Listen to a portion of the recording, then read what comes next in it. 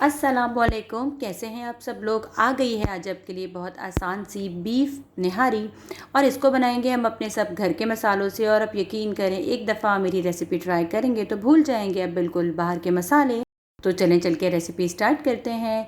Beef निहारी बनाने के लिए सबसे पहले मैंने लिए हैं 3 टेबलस्पून साबुत धनिया। और ये भुना हुआ साबुत धनिया नहीं है, 2 लिए हैं मैंने बादियान के फूल जो हैं थोड़े से टूटे हुए। और उसके बाद मैंने लिए हैं 2 सिनेमन स्टिक के टुकड़े जो थोड़े से मैंने तोड़ लिए हैं। और उसके बाद लिया है मैंने 3 टेबलस्पून सफ़ेद ज़ीरा। जी हाँ, ये 3 टेबलस्पून सफ़ेद ज़ीरा है जो आम हम घरों में यूज़ करते हैं। और उसके बाद मैंने लिया है 1 टेबलस्पून भर के काली मिर्च, साबुत काली मिर्च जिसको कहा जाता है, ब्लैक पेपर। और उसके बाद मैंने लिया है 1 बड़ी काली इलायची। और उसके बाद हमने कुछ लिए हैं जायफल जावित्री के 1 टुकड़ा छोटा सा जायफल का और थोड़ी सी जावित्री। और 1 सौंठ का टुकड़ा, आधे इंच का ये तकरीबन सौंठ का टुकड़ा है। और 8 से 10 ली हैं मैंने लौंगे और 2 ली हैं मैंने पिपली। पिपली आपको आराम से पंसारी की शॉप से मिल जाएगी। और ये मसाला जो हम तैयार करेंगे, ये हम तैयार करेंगे 2 किलो निहारी का। और ये 2 टेबलस्पून भर के लिए है मैंने कश्मीरी लाल मिर्च। और हाफ़ टेबलस्पून ली है मैंने हल्दी। और नमक आपके अपने हिसाब से, मैंने 2 टेबलस्पून नमक का इस्तेमाल किया है। इन सब मसालों को मैंने देखें मिक्सी में बिल्कुल बारीक पीस लिया है। देखें जी, सारे मसाले पिस चुके थे। और ये है मेरे पास 2 किलो बौंग का गोश्त। ये बछिया का गोश्त है 2 किलो, और इसको मैंने अच्छे से वॉश कर लिया है। और उसके बाद अब हम चलते हैं अपनी ग्रेवी की तरफ। तो सबसे पहले ली है मैंने एक पतीले और उसके अंदर डाला है मैंने आधा कप ऑयल।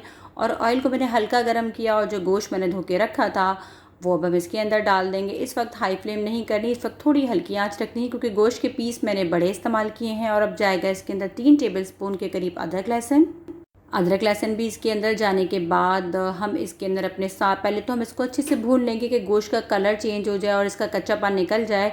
और उसके बाद जो सारे मसाले हमने पीसे थे ना, अच्छा मैं सौंफ आपको बताना भूल गई थी, 3 टेबलस्पून सौंफ भी है जो हमने इसी मसाले के साथ पीसी है, आपने देख लिया होगा स्क्रीन के ऊपर। इस मसाले को अब हम गोश्त के साथ बिल्कुल अच्छे से भून लेंगे कि इसकी तरी और रोगन जो है वो बिल्कुल अलग हो जाए। देखें जी, मुझे तकरीबन 10 मिनट लगे हैं और मैंने किसी किस्म के पानी का इस्तेमाल नहीं किया क्योंकि गोश्त का अपना ख़ुद का मॉइस्चर था, अदरक लहसुन था, उसने काफ़ी पानी रिड्यूस किया। और इस तरह से मुझे 10 से 12 मिनट लगे हैं गोश्त को भूनने में। अब रोगन अलग हो गया है। मैं तकरीबन इसमें 16 कप के करीब पानी डालूँगी क्योंकि मैं इस्तेमाल करती हूँ पतीली का, कुकर में इस्तेमाल नहीं करती। अब हम जो ये तरी है ना, इसको हम निकाल लेंगे। उसकी वजह ये है कि निहारी में वरना फिर तरी जो है वो आटा डालने के बाद गायब हो जाती है। और इसको मैं 1 घंटा पकाऊंगी हल्की आंच पर। और मैंने 10 टेबलस्पून लिया है मैदा और 2 कप पानी में मैं इसको घोल लूँगी अच्छे से कि किसी किस्म की गुठलियाँ इसके अंदर मौजूद ना हों। मैंने 10 टेबलस्पून लिया है। आप देख लीजिएगा कि आपको निहारी कितनी थिक रखनी है। कुछ लोग बहुत थिक खाते हैं और कुछ लोग बिल्कुल नॉर्मल रखते हैं। तो मैंने एक एवरेज रखा है जिस तरह कराची में निहारी खाई जाती है। 2 कप पानी में मैंने इसको घोल लिया है और 1 घंटा हो गया है, पूरे 60 मिनट। टोटल हमें 1 घंटा लगा है इसको पकने में। और मैं आपको गोश्त का पीस निकाल के दिखा देती हूँ कि हमें गोश्त को किस हद तक गलाना है, क्योंकि निहारी में हमको गोश्त बिल्कुल गला हुआ चाहिए होता है। जिस तरह आप लोगों ने कराची में खाई होगी, तो कराची तो है ही मशहूर निहारी और बिरयानी की वजह से। देखें जी, माशाल्लाह से गोश्त किस हद तक गल चुका है। अब हम इस गोश्त को वापस से सालन में डाल देंगे। और अब हम चलते हैं अपने दूसरे प्रोसीजर की तरफ। हल्की आंच हमने कर ली है और जो हमने मैदे का घोल बनाया था दूसरे हाथ से हम इसको डालते जाएंगे और कंटिन्यू चलाते जाएंगे ताकि किसी भी किस्म की जो है गुठलियाँ इसमें ना पड़ें।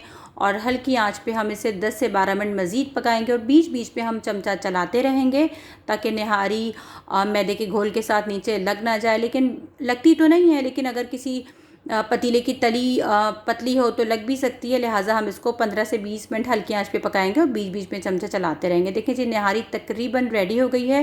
क्योंकि निहारी ठंडी होने के बाद जम जाती है, मैदा थोड़ा जम जाता है। तो बस हमारी निहारी हो गई है इस वक्त बिल्कुल माशाल्लाह से रेडी। और जो ये तरी हमने निकाल के रखी थी ना, देखें जी, वो अब हमने डाल दी है इसके अंदर। कितना ज़बरदस्त सा अब ये लुक आ गया है। देख रहे हैं, अगर ये तरी हम उस वक्त नहीं निकालते तो ये सारा रोगन जो है ना वो मैदा डालने के बाद निहारी पी जाती। माशाल्लाह माशाल्लाह से आप इस रेसिपी को ट्राई करें। अब आप डालें इसके ऊपर हरी मिर्चें हैं, हरा धनिया है, तली हुई प्याज है, जो हरे मसाले आपको पसंद हैं या पसंद किए जाते हैं निहारी के साथ।